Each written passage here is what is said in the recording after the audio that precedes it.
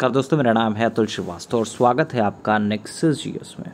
समीक्षा अधिकारी 2024 री एग्ज़ामिनेशन जो आपका होने वाला है दिसंबर 2024 में, उसके लिए लगातार टेस्ट सीरीज़ चलाई जा रही है नेक्सस जीएस पे। उसका नंबर है पार्ट 17 और इस टेस्ट सीरीज़ का उद्देश्य है 140 प्रश्न आपके जो जीएस में पूछे जाते हैं उसमें कम से कम 70 प्रश्न आपको डायरेक्ट इसी सीरीज़ से प्रोवाइड करने की।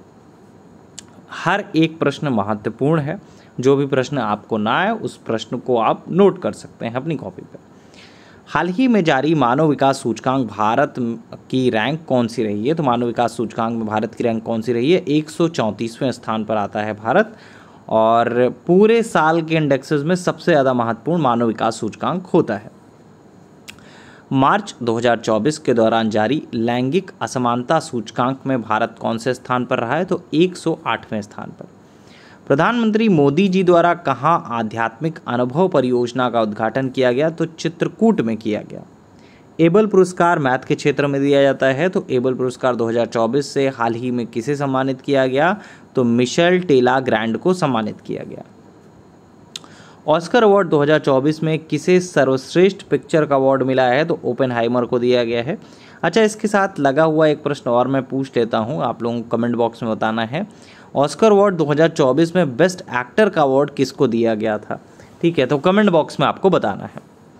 प्रधानमंत्री मोदी जी द्वारा कहाँ देश के सबसे लंबे केबल आधारित पुल का उद्घाटन किया गया? तो गुजरात में किया गया। वैज्ञानिक प्रबंधन का जनक कौन है? तो वैज्ञानिक प्रबंधन का जनक कौन है?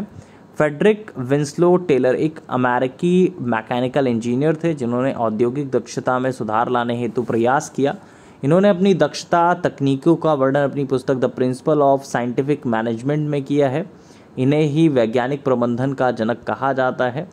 तो वैज्ञानिक प्रबंधन का जनक कौन है? FW टेलर है। ATM का मतलब क्या होता है? ATM का मतलब ऑटोमेटेड टेलर मशीन। निम्नलिखित में कौन सही सुमेलित नहीं है? आइसोबार वायुदाब सही है। आइसोलाइट ऊंचाई सही है। आइसोहेलाइन वर्षा बर्फ वर्षा, ये आपका गलत है। आइसोहेलाइन जो है समुद्र में समान लवणता वाले बिंदुओं को जोड़ने वाली रेखा को प्रदर्शित करता है। आइसोबाथ के बारे में बात करें, गहराई से रिलेटेड है, ये सही है आपका।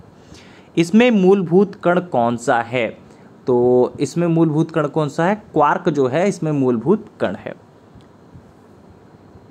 देखिए, मूलभूत कणों के दो वर्ग हैं जिन्हें क्वार्क और लेप्टान के नाम से जाना जाता है। तो मूलभूत कण कौन सा है? क्वार्क। बहुचर्चित गॉड पार्टिकल है तो हिग्स बोसॉन है। भारत में परमाणु ऊर्जा का जनक किस वैज्ञानिक को कहा जाता है? तो परमाणु ऊर्जा का जनक किस वैज्ञानिक को कहा जाता है? होमी जे भाभा को कहा जाता है। प्रसिद्ध भारतीय भौतिज्ञ डॉक्टर CV रमन को उनके कार्य पर उन्हें नोबेल पुरस्कार दिया गया था। किस वर्ष में दिया गया था? तो 1930 में दिया गया था। किस स्मृति में 28 फरवरी प्रत्येक वर्ष राष्ट्रीय विज्ञान दिवस के रूप में मनाया जाता है? तो किसकी स्मृति में? रमन प्रभाव दिवस की स्मृति में। निम्नलिखित में किसने एक्स किरणों का आविष्कार किया था? तो एक्स किरणों का आविष्कार किसने किया था? रॉन्टेजन ने किया था। भाप के इंजन का आविष्कार किसने किया था? तो भाप के इंजन का आविष्कार किसने किया था? जेम्स वॉट ने किया था। ये भी बहुत ज़्यादा पूछा जाता है आपके एग्जामिनेशन में, आपको कम से कम इस चीज़ के बारे में पता होना चाहिए। देखिए, जिस प्रकार के प्रश्न आपसे एग्जामिनेशन में पूछे जाते हैं वो आपको पता होने चाहिए। नेक्स्ट है, 1818 में पहला सूती वस्त्र कारखाना निम्न क्षेत्र में शुरू हुआ। कौन से क्षेत्र में शुरू हुआ? पश्चिम बंगाल के में फोर्ट ग्लास्टर में। पहला ही सही है। 1818 में कलकत्ता, जो वर्तमान कोलकाता है, उसके निकट स्थित फोर्ट ग्लास्टर में भारत का पहला सूती वस्त्र कारखाना शुरू किया गया, परंतु यह प्रयास जो है वो सफल नहीं हो सका। 1854 में मुंबई में प्रथम सफल सूती वस्त्र के कारखाने की स्थापना क्वासजी नानभाई डावर के द्वारा की गई थी। तो पहला ही ऑप्शन सही होगा। सहकारिता क्षेत्र में भारत का सबसे बड़ा उर्वरक कारखाना स्थित है? तो फूलपुर उत्तर प्रदेश में स्थित है। कुछ स्थान हैं, कौन से उद्योग से रिलेटेड हैं, इनके बारे में बात करें तो विशाखापत्तनम जो है वो आपका पोत निर्माण के कारण बहुत ज़्यादा फेमस है। ठीक है। मुरी के बारे में अगर हम लोग बात करें तो मुरी जो है एल्युमिनियम के लिए बहुत ज़्यादा फेमस है। गुड़गांव जो है वो मोटर गाड़ियों के लिए फेमस है। पनकी जो आपका है वो आपका उर्वरक के लिए फेमस है। तो नेक्स्ट है छत्तीसगढ़ में कोरबा का महत्व है। तो छत्तीसगढ़ में कोरबा का क्या महत्व है? एल्युमिनियम उद्योग के कारण इसका बहुत ज़्यादा महत्व है। भारत के निम्न लौह और इस्पात उत्पादक केंद्रों में कौन कोयला क्षेत्र से काफ़ी दूर स्थित है? तो इनमें से कौन सा स्थित है? बोकारो, दुर्गापुर, कुल्टी, आइसनोल, भद्रावती। तो भद्रावती जो है वो आपका कोयला क्षेत्र से काफ़ी दूर है। जितने भी लौह और इस्पात उत्पादक क्षेत्र हैं उनमें से बोकारो, दुर्गापुर और कल्टी, आसनसोल ये कोयला क्षेत्रों के पास अवस्थित हैं, जबकि जो भद्रावती है वो कोयला क्षेत्र से काफ़ी दूर अवस्थित है। निम्नलिखित में कौन सही सुमेलित नहीं है? केंद्र और ऊर्जा, ठीक है। तो सही सुमेलित कौन नहीं? पतरातू तापीय सही है, झाकरी जल विद्युत, कलपक्कम नाभिकीय सही है, कोरबा पवन।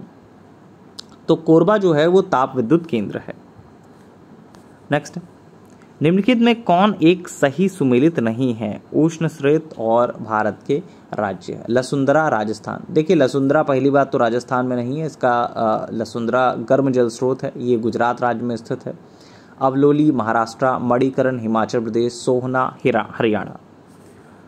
निम्नलिखित में कौन जैविक संसाधन नहीं है? कौन जैविक संसाधन नहीं है? तो शुद्ध जल पहला ही ऑप्शन जो हो गया वो आपका जैविक संसाधन नहीं है। ये भी आपके एग्जामिनेशन में पूछा जा सकता है। नेक्स्ट पॉइंट है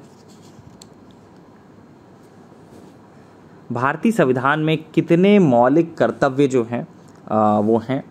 तो भारतीय संविधान में कितने मौलिक कर्तव्य हैं?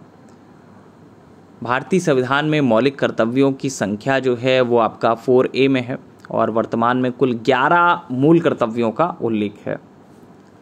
मौलिक कर्तव्यों से संबंधित निम्नलिखित में कौन सा कथन सही नहीं है? तो उन्हें परमादेश द्वारा प्रभावी बनाया जा सकता है, पहला ही गलत है। तो मौलिक कर्तव्यों को परमादेश द्वारा प्रभावी नहीं बनाया जा सकता। परमादेश जो है एक रिट है जिसे न्यायालय मूल अधिकारों का उल्लंघन होने पर जारी करती है। मौलिक कर्तव्य लोगों पर नैतिक जिम्मेदारी आरोपित करते हैं, प्रशासन इसके लिए जिम्मेदार नहीं हो सकता, जबकि रिटें जो है प्रशासनिक अधिकारी के विरुद्ध जारी की जाती हैं।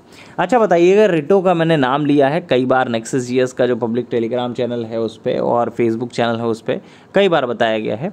रिटें किस आर्टिकल के अंतर्गत दी गई हैं? हाई कोर्ट से कौन से आर्टिकल के तहत होती हैं और सुप्रीम कोर्ट से किस आर्टिकल के तहत होती हैं, ये आपको कमेंट बॉक्स में बताना है। कमेंट बॉक्स में बताने के लिए सबसे पहले तो आप काम किया करें, वीडियो तुरंत ही पुश कर दिया करें, उसके बाद आंसर लिखा करें, उसके बाद आप चीज़ें आगे फॉलो अप करें। निम्नलिखित में कौन सा एक संवैधानिक संशोधन मौलिक कर्तव्यों से संबंधित है? तो 42वां जो है वो आपका मौलिक कर्तव्यों से संबंधित अभी चर्चा में भी था। 42वां संविधान संशोधन मुझे लग रहा है अप्रैल 2024 के आसपास चर्चा में आया था। निम्नलिखित में कौन सा एक राज्य का नीति निर्देशक सिद्धांत संविधान में बाद में जोड़ा गया था? तो संविधान में बाद में कौन सा जोड़ा गया? ग्राम पंचायतों का गठन तो आपका आर्टिकल 40 में है। गोवध निषेध भी पहले से ही था। मुफ्त कानूनी सलाह ये आपका बाद में जोड़ा गया। 39A के तहत आता है। समान न्याय और निःशुल्क विधिक सहायता का प्रावधान किया जाता है इसमें। सामान्य नागरिक संहिता के बारे में पता ही है आप लोगों को। अच्छा बताइएगा, रिसेंट टाइम में सामान्य नागरिक संहिता कौन से राज्य में लागू किया गया है? नेक्स्ट, संविधान के अनुच्छेद और विषय के बारे में है। आर्टिकल 40 ग्राम पंचायतों का गठन। आर्टिकल 41 जो है वो आपका कुछ दशाओं में काम, शिक्षा और लोक सहायता पाने का अधिकार होता है। आर्टिकल 44 नागरिकों के लिए समान नागरिक संहिता। आर्टिकल 48 जो है कृषि और पशुपालन का गठन से रिलेटेड है। ये तो मुँह जवानी आपको याद होना चाहिए, इतनी आपकी प्रैक्टिस होनी चाहिए कि आपको याद हो। वैसे जहाँ तक मेरा अनुमान है, जो हमारी क्लास मतलब नेक्सस जीएस से लगातार पढ़ता है उसको याद करने की आवश्यकता नहीं पड़ती, क्योंकि हमारी क्लास का जो मुख्य उद्देश्य है वो यही है कि आपको बहुत रिवीजन कराया जाए। रिवीजन रिवीजन रिवीजन यही हमारे क्लास का एक ध्येय वाक्य है, क्योंकि पढ़ाई करना बहुत बड़ी बात नहीं है, एक बार रीड करना बहुत बड़ी बात नहीं है, लेकिन किन चीज़ों का रिवीजन आपके लिए महत्वपूर्ण है, आपकी परीक्षा में पूछा जा सकता है, किन चीज़ों का रिवीजन करना बहुत ज़रूरी है आपके लिए, तो वो चीज़ें आपको पढ़नी है। समान कार्य के लिए समान वेतन भारत के संविधान में सुनिश्चित किया गया एक क्या है? राज्य के नीति निर्देशक सिद्धांतों का अंग है। अभी हम लोगों ने बात की आर्टिकल 39A। निम्नलिखित में कौन सितंबर 2, 1946 को गठित अंतरिम सरकार में मंत्री थे? तो अंतरिम सरकार में मंत्री आपका कौन थे इसमें से? जवाहरलाल नेहरू, लियाकत अली, अबुल कलाम आज़ाद साहब, ठीक है, और इसके अलावा डॉक्टर राजेंद्र प्रसाद। 4 नाम आपको दिए गए हैं। इनमें से कौन जो था जो आपका अंतरिम सरकार में मंत्री हुआ करता था? तो इसमें आपका 2 नाम हैं, एक तो लियाकत अली खान साहब थे और अबुल कलाम आज़ाद साहब थे। तो 2 आपके आंसर इसके सही होंगे। नेक्स्ट है, निम्नलिखित में कौन एक राज्य के नीति निर्देशक सिद्धांतों का उद्देश्य नहीं है? तो नीति निर्देशक सिद्धांतों का जो उद्देश्य है इसमें से आपका कौन सा नहीं है, इसके बारे में आपको बताना है। तो 4 ऑप्शंस हैं आपके सामने कि नीति निर्देशक सिद्धांतों का इसमें आपका उद्देश्य नहीं है। एक कल्याणकारी राज्य की स्थापना करना है, सामाजिक आर्थिक न्याय को सुनिश्चित करना है, एक धार्मिक राज्य की स्थापना करना, ये नहीं है आपका।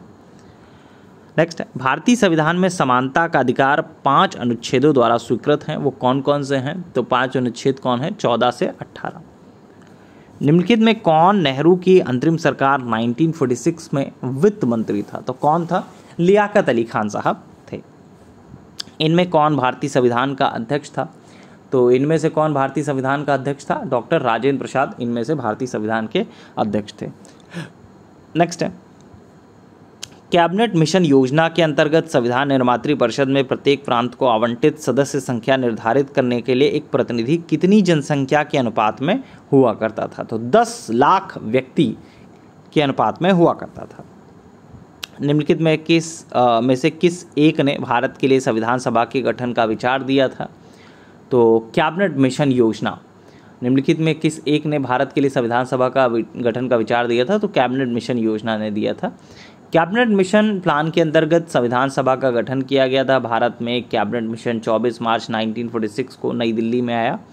इसमें आपका ब्रिटिश कैबिनेट के 3 मंत्री Lord Patrick Lawrence, doctor A.V. Alexander, sir Stafford Cripps सम्मिलित है।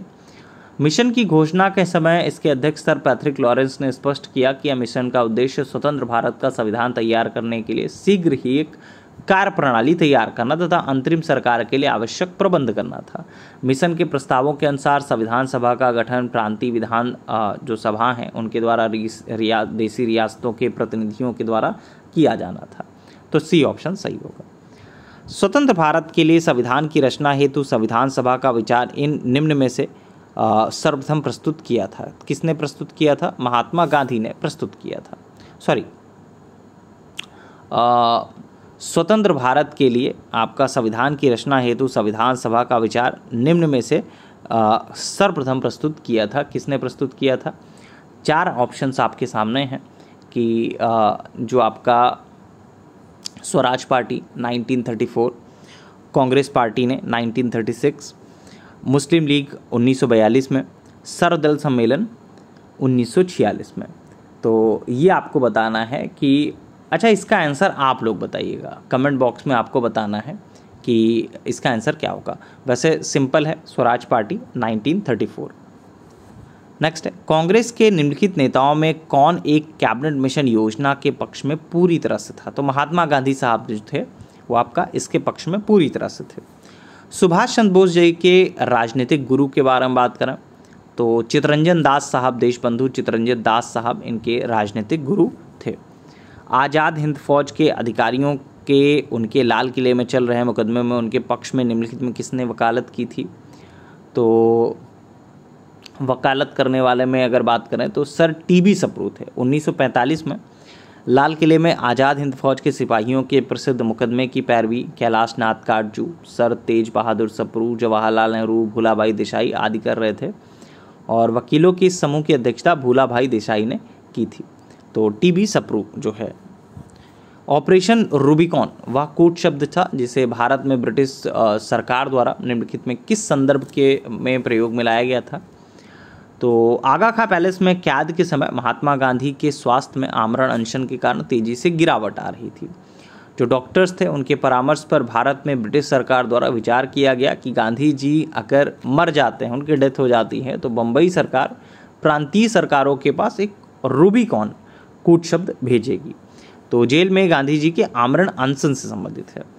आज टोटल जो थे वो आपका 42 क्वेश्चन थे, 42 क्वेश्चन जो है आपके दिए गए थे। लगातार प्रश्नों की संख्या बढ़ती जा रही है और ये टेस्ट सीरीज़ जिसके बारे में बात हो रही है समीक्षा अधिकारी के लिए री एग्जामिनेशन के लिए टेस्ट सीरीज़ नंबर 17 थी ये, और ये प्रत्येक सुबह 8 बजे नेक्सस जीएस के फेसबुक और यूट्यूब चैनल पर अपलोड की जाती है।